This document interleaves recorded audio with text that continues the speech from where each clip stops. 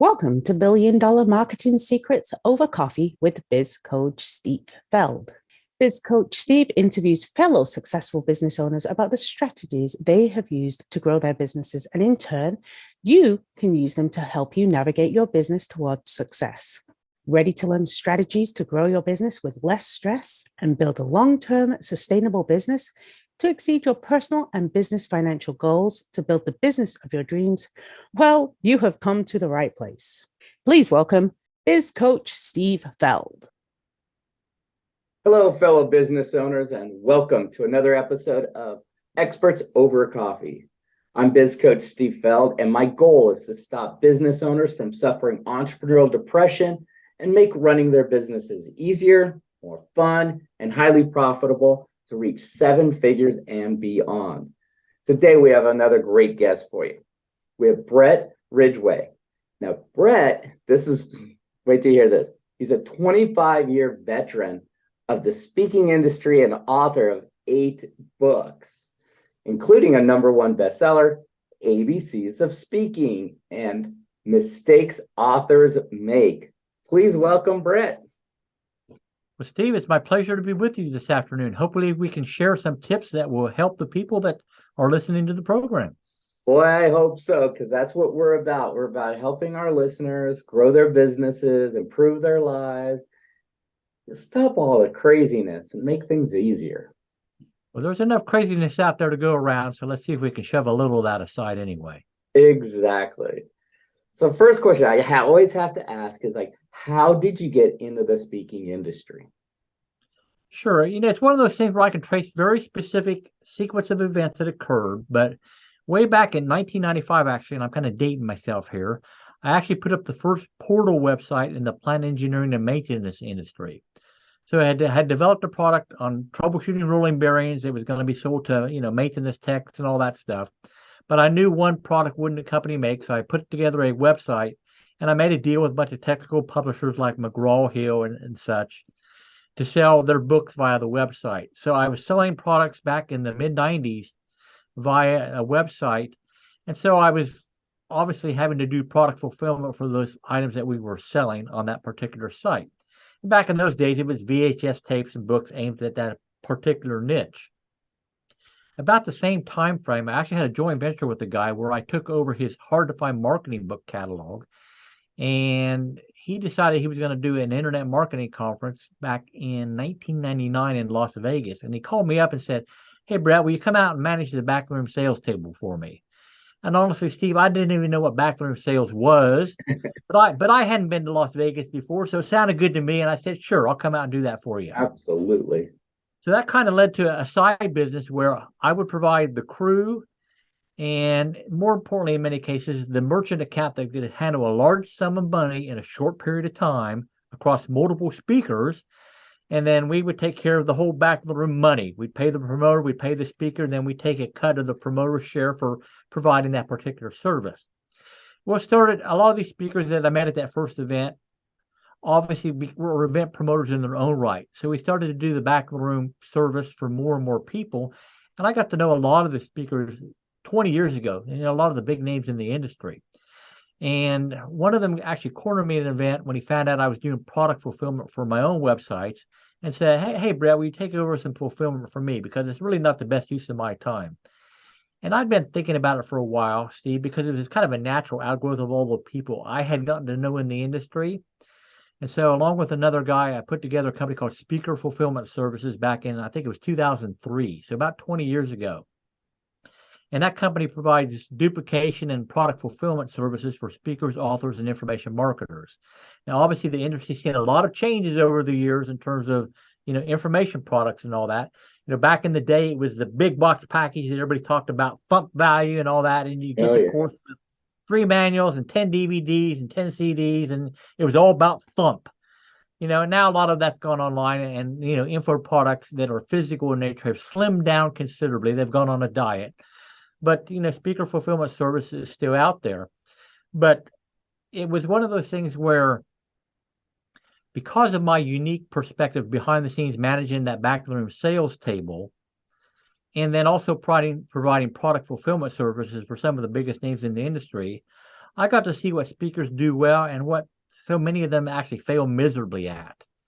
And so my focus for the last year has been basically working on how I can help speakers, particularly businessmen or entrepreneurs who have succeeded at building a successful business career, but how they can basically, step to the head of the line in terms of shortening that learning curve and getting their powerful message out to the world. And a lot of people have a great message to share, but they haven't a clue how the speaking industry works. And so that's the particular area that I'm focusing on now. And hopefully we can, again, help some folks today with a few tips that will help them on that journey if they think speaking is a route that they want to take. Exactly. I know we've already talked about it before we hit record, but there's a lot of people out there that where speaking can actually increase your business, increase your sales. You can find better employees. I mean, it just goes on and on. It really does. And I think there's three major types of speakers in my mind, Steve. One is the keynote speaker, and that's a person who's paid a fee to come in for a corporation or an association and deliver an hour or a half day or whatever it is presentation. The second type is what I call the platform seller, and that's a person who's speaking is a profession, but they're going to make their money by selling some type of product or service from the platform. And honestly, if you had to choose between one and the other, I will tell you that if you're seriously thinking about being a speaker, you can make far more money as a platform seller than you will as a keynote speaker. But that's up for you to decide which is right for you. Then the third type of speaker, I think, Steve, which you alluded to, is the speaker who is a business person who's using speaking as a marketing tool to build awareness of whatever products or services they have. So it could be a chiropractor, a financial planner, an accountant, a dentist, whatever it may be. And those people, and I was one of those myself, honestly, are typically content providers at a seminar or whatever. And then they hope that they'll generate some back-end business out of it, but they're typically not direct selling from the stage their product or service. And yeah, speaking is a powerful way to basically establish yourself as an expert in whatever your industry is, so that you become the logical choice for people in your area to go to for whatever it is that you offer, because you're the recognized expert. Oh, absolutely. I mean, I found that out a long time ago in my business. It's like, wait, if I want to really capture my audience and grow my business, I need to get on stages and get on other people's stages. And then it was like, now learn the craft. Yeah, it's one of those things where I was happy being the back of the room guy for many, many years, because it was kind of a mystique or whatever you want to call it. Yeah. And frankly, I was a bit of an introvert and not real comfortable being the one who wanted to be out in front of people. But eventually I learned, hey, Bret, you have some information to share with people that's going to help them out. So overcome your natural wanting to push that away and get up in front of the room and share what you have. And it's just a matter about being comfortable with your content and just having a conversation with people. And so I did get up in front of the room eventually. First of all, as the third type of speaker I mentioned, where it was just about the fulfillment company. I was going to share content that would hopefully bolster the fulfillment company in the minds of the listeners. But now it's, as Bret Ridgway being a brand itself and sharing what I have with people who aspire to build speaking as part of their business or as a separate career. Great. Now, what do you tell people when they have glossophobia? The number one fear in the world, fear of public speaking. Yeah, it's one of those things, honestly, you just got to do it and you get more comfortable over time. I mean, it truly is, number one, about knowing your content inside and out. I mean, you can't be trying to speak about subjects which you're not intimately familiar with from your own personal experience. I mean, I've seen people who have delivered great presentations, who did a lot of market research ahead of time to figure out what people really needed and all that, but they were kind of building their expertise as they go, so to speak. I would never have been comfortable in that particular situation myself. I needed to feel comfortable that I knew my content and I was just, again, having a conversation with people. But it's practice. You get more comfortable. I certainly think that starting out, you need to go and speak to your Rotary groups or exchange clubs or whatever. Just get more comfortable being in front of people and sharing your message. And then it'll get easier. Now, will the butterflies ever go away entirely? Probably not. But if they don't, no big deal. I mean, you can do it. I totally agree with you. it just changes. It's a different feeling. Instead of the anxiety, it's excitement. And I've spoken on many stages and talked to many other presenters, and I'm like, do you get butterflies in your stomach? Are you? And they're like, but it's excitement. When I first started, it was fear and anxiety. And they Yeah. go, that's all gone. Now I'm jacked up, ready to get on stage and talk. And I'm like, I'm the same way now. But when I first started speaking, it was like, and freaking out. Yeah, it's one of those things, Steve, that you have to do it continuously on a regular basis to keep that comfort level. I mean, there was a period where I didn't speak at any events for a year or two, and first time I got back up on stage, I felt like I stumbled around horribly, and I just wasn't as comfortable as I normally would expect to be because I was out of practice. And so you got to keep the skills honed by doing it regularly. I couldn't agree more. Pre-pandemic, I'm on stages every week, every other week. That all went to virtual. And then my very first back to being public speaking was live at a conference. And it was like, ooh, this feels awkward. Yeah. It's been a year and a half since I did it, but it was like, wait, I know my material inside, outside, upside down.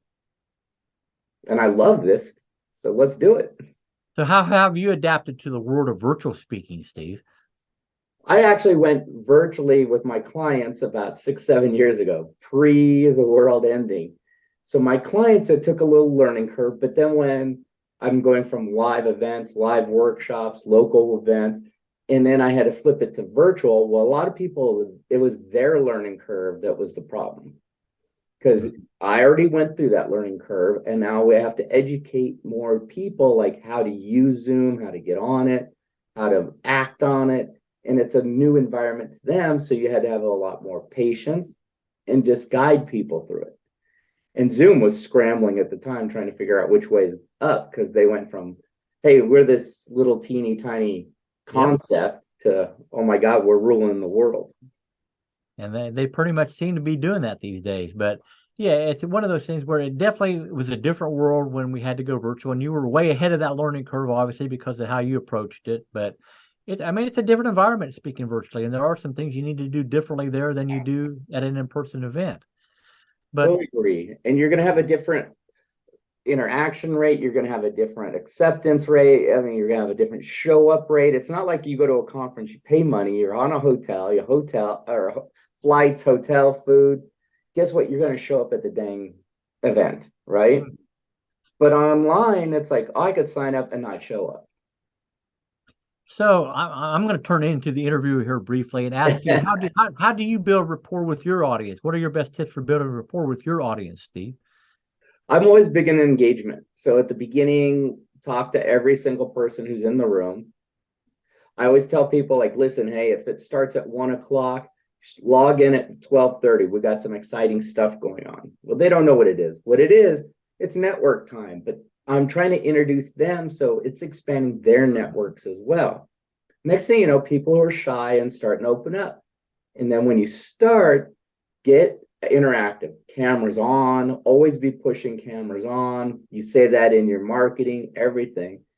And take more pauses and get feedback. And yes, you can do it in chat, raising virtual hands. All these kind of things do work, but just get them doing something. Yeah, I think that's so important. So it's interesting. In my live event speaking, I'll tell you my typical opening. Because I got my start in the back of the room, I ask people to stand up initially when I get on stage and turn around and face the back of the room. And they say, well, why is Bret having us do this? I mean, this is crazy. Does he want us to meet somebody behind us that we haven't met and network or whatever? And I tell them, hey, if you want to do that, that's great or whatever. But the fact is, I got my start in the back of the room, so I'm a lot more comfortable looking at the back of your heads than I am at the front of you at an event. So I might just do the entire presentation this way. And it usually gets a nice little chuckle or whatever, and kind of, breaks the ice, so to speak. And then we go on from there. But I mean, however, whether it's virtual or live, you got to figure out, what are you going to do to engage that audience and build that rapport as early as possible. Absolutely. And who are your typical clients that you're going to be talking with who are thinking, oh my God, how do I even start to do this? My target audience, honestly, is business owners and entrepreneurs who have built a successful career, a successful business, and now they have that message that they feel like they want to share with the world. But they don't have a freaking clue on how the speaking industry really works. Fee speaker, fee speaker, content provider. How do you deal with event promoters? I mean, the whole speaking environment. How do I control my speaking environment as much as possible? How do I figure out what the demographics of an audience are ahead of time so that I can craft my presentation appropriately? What the difference between buying units is and attendees, and how that impacts how you really want to measure your success if you're a platform seller. I mean, I've seen some honest horror stories in the industry that would curl your toes and mistakes that you want to avoid. And I'm about trying to help people shorten that learning curve now, and be comfortable getting up in front of the world and sharing their message as effectively as possible. Oh, that's a great. I just love the mission, because I know when I first started speaking, I just grilled every other presenter. And I learned more from that. And then they're saying, be prepared, something will happen. I've had power go out. I've had PowerPoint doesn't work, whatever. It all has happened. And you know what? If you're really good, your stuff, your content, crack that joke, get the crowd on your side, and keep moving. Yeah. And you need to have planned in advance. You have planned ad libs. So if something like that happens, you know what you're going to say, but it sounds ad lib or whatever, and you can draw them back into your world as quickly as possible and get on with things. I mean, there are so many mistakes that speakers make, and whether you're a content provider only, or whether you're a keynote, or whether you're a platform seller. I mean, I was at an event a few years ago, Steve, and sat there watching a colleague of mine get carted off in an ambulance. Oh. And it was an unfortunate situation, and fortunately, he turned out to be okay when all was said and done. But I could see the event planner over on the side, basically in a state of panic, because this person was scheduled to be the next promoter or the next speaker on his agenda. And it's like, oh my God, what am I going to do? I mean, I don't want to tap dance for 90 minutes. Right. I have content I need to deliver to keep my audience happy and fulfill on the promises that I made to them. And that's where, if you're a speaker at that event, you need to recognize the opportunity that presents for you. And that's by having what I call the back pocket speech ready to go, a second talk that you can deliver on a moment's notice, that you can be the one to step in and offer to help that promoter out so that you can fill that 90-minute time slot or however long it is, and deliver meaningful content to that audience. Number one, it makes you a hero in the eyes of the promoter, because they don't have to do their song and dance routine for 90 minutes. And number two, it gives you more face time with that audience, so you can build better rapport, so that when you get to that session, maybe where you're actually selling something, they're a lot more likely to respond to you because you have had more face-to-face time with them.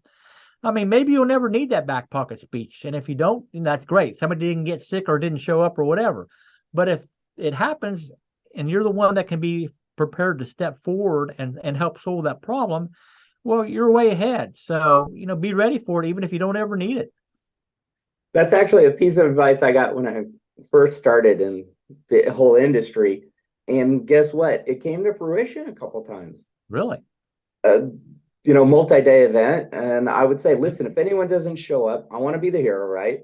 So if anyone doesn't show up, I have another presentation different than this one. I can deliver in a heartbeat. You let me know I'm here for you. Yeah, and you definitely have to approach the whole speaking business from the "how can I help you" standpoint. Exactly. And we've all seen prima donnas in the speaking industry. The guy that has to have only green M&Ms in the bowl on the stage, or the lady that has to have a certain type of bottled, sparkling water chilled to exactly 57.5 degrees in her glass, or the guy who shows up with his entire entourage, expects you to comp them into the event and give them prime seating at the front of the room. I mean, if you really want to succeed as a speaker, you got to be, in my opinion, humble. You've got to come in with a giving and sharing attitude, and then good things will result for you. But if you come in as you're the God's gift to man or God's gift to woman, and you're doing them an immense favor by being on their stage, well, event promoters talk, and you get a quick reputation as being someone that is just a big pain in the ass to deal with, and you'll not be invited back to their stage. So yeah, you may get on a stage and you may even sell okay, but you're not going to be coming back because you're just a pain in the butt. Yeah, I couldn't agree with you more. And folks, I'm telling you right now, and I think Brett will say the same thing. It's amazing how these producers of these events all know each other and talk. Yeah, the speaking world is big, but then again, it's not so big. Not so And big. you have all these interlocking circles of these people know these people know these people, and word gets around. If you're a pain in the butt, they'll know it. So, Yeah. Or you get to the event and the promoter's telling you like, we have so and so on stage. I'm like, oh, I don't know them. And they tell you everything, and now you have that in your head, and you're thinking, well, why'd you book them? yeah. Yeah, and another thing I think that speakers, and I touched on it earlier, Steve, is they're very weak on looking at the demographics of an audience and before they go in, and also who else is speaking on that platform if it's a multiple speaker event. And here's what I mean. I was at an event a few years ago, and I mean, this is probably going back 20 years, honestly, but the promoter seemed to be more about getting as many big names on stage as possible versus developing a curriculum that made sense for the audience in terms of the content that would be covered. And as it turned out, he had 3 separate speakers on the subject of copywriting. Oh, now, while copywriting is a very important subject, by the time they got to that third speaker speaking about the same basic thing, the audience was there, heard that, been here, done that, and his chance of selling anything in the back of the room was like 0. yeah. So if you're going into a multiple speaker event, do your homework ahead of time, find out who else is on that platform, what they're speaking about, as much as possible, what they're going to be selling, at what price point and all that, and then figure out how you could fit in. I mean, that was not the right stage for that third copywriting speaker because the topic had already been covered, but he didn't do his homework in advance, and it, cost him out of pocket his own money to travel to the event and get nothing out of it. That's so true. I think we've all been to those events where we're like, didn't I just hear this from the last speaker? So you didn't buy anything from the first speaker because you want to wait and like let it percolate. And then the second speaker comes up with the same subject and you're like, oh, what the heck's going on here? Mm-hmm. Yeah, and event promoters are an interesting breed, as I'm sure you know from your experience. I mean, I'm not saying that they're dishonest by any stretch of the imagination, but from my experience, they tend to be very overly optimistic about the number of people that they can put into their meeting or room. If they tell you they're going to have 500 people there, you're lucky if there's 100 in the room, honestly. And sorry. They said they had 750 people registered and about 180 showed up. So, less than 25% actual show rate for the event. And I mean, you got to recognize that going into an event in terms of what your capabilities of truly selling from the room, if you're selling from the platform, obviously, because if you're going in thinking there's going to be 700 people and there's only 100, well, you just shot your numbers all to hell. That's it. I learned that from someone. Thank God I always saw him and talked to him. They told me write things like that in your contract, and it has saved my butt. You said 250, there's only 50 here. And we had some kind of deal, a split deal with revenue and everything else. It's like, okay, if there was not that many people, the deal changed. And thank God I had it written in an agreement. Yeah, now the typical deal for a platform seller is a 50-50 split between the event promoter and the speaker. But in your scenario, I guess you're suggesting that maybe you change that to a 60-40 split or 70-30 based on the smaller numbers in the crowd? Yeah, because they promise them a certain number. Hey, I'm good with the 50-50. But if it below that, then it starts shifting. And then we had tiers in there, and it ended up being, well, with that less tier, it's like, great, I'm pretty much making all of my money. Yeah. And I got lunch out of it. I think that's entirely appropriate. Yeah. I mean, we talked a little bit earlier about prima donnas, and another funny one that I saw one time is a guy went, 30 minutes over his time slot. Well, not only is he stealing from the next speaker or whatever, but he actually had the gall after the fact to say he couldn't see a 3-foot high, countdown timer in the room that they had all been pointed out to ahead of time. But he actually had the goal to ask the event promoter to get back up on the stage and do another pitch later on in the event because he wasn't satisfied with the sales results. Oh my gosh. It's like, that just screams of desperation to the crowd. Yeah. And it's not going to work, people. I tell you. I mean, I've seen speakers argue with the crowd before. I've seen speakers do price drop after price drop after price drop. Just at what price will you buy my thing? Give me a number. I just need to sell anything. It's like, man, if you smell desperation, they're just going to eat you alive. That's it. You're chum in the water. Yeah, that's a good way to put it. So, What would you tell a business owner right now to focus on regarding speaking? figure out what it is that you can share with your audience that establishes you as the expert in your particular niche, whether it's chiropractor 7 tips for relief of back pain, or whether you're a CPA, 5 year-end items to look at to improve your, tax refund, or whatever it may be. But figure out what that content you can deliver to your audience is, so that it establishes you as the expert in your local area, so that when they need to make a choice of a chiropractor, an accountant, or a plumber, or whatever your particular craft is, you're the one that they think of first and foremost, because they've heard you speak at an event. You have established that credibility with them, and you're the obvious choice because you've been willing to share your expertise with them in the past. Absolutely. Now, if someone wanted to reach out to you and say, hey, listen, I need help in starting all this, I don't even know where to begin, how can they get in touch with you? Sure. The best thing to go is to my site, bretridgway.com, which you'll find down in the speaker notes below. And I invite people, if they are interested, to pick up a copy of my free report, 3 Key Things Entrepreneurs Must Master to Build a Profitable Speaking Business. And I will also say, Steve, that I'm looking forward to having you on my Spotlight on Speaking podcast shortly. So appreciate you coming on that very much soon. Excellent. Thanks, Bret. And folks, we will have all Bret's contact information in the show notes. So take advantage of it. Take advantage of the guide. It can help you in your business and in your life. So why not? And the price is right. Yeah, that's right. Free. Well, Bret, I just want to say thank you so much for being our guest. We had a great time. Well, Steve, it's my pleasure. And I always enjoy swapping war stories with industry veterans like yourself. So, if I'm ever out in Scottsdale, I'll be happy to have a beer with you and swap some more war stories. That sounds fantastic. And I really appreciate you sharing your expertise and your knowledge and to help others. Well, thank you so much, Steve. My pleasure to be here today. And if you like Bret and other great experts on this show, please make sure you give us a positive review. I'm sure Bret is like me. We want to hear some cool stuff about ourselves. We love it. That's why we get on stages. But make sure you give us that positive review, share, subscribe, and like to the channel. I'm Biz Coach Steve Feld, wishing you and your business much success. We hope you liked today's guest on $1 billion marketing secrets over coffee. If you'd like to see how much hidden revenue we can uncover for you, well, click on the link in the show notes to speak with Steve. Mention the podcast when you book the meeting. You will receive a special gift. Make sure to like this episode and subscribe to this podcast to hear other great proven business leaders share their strategies to help you grow your business.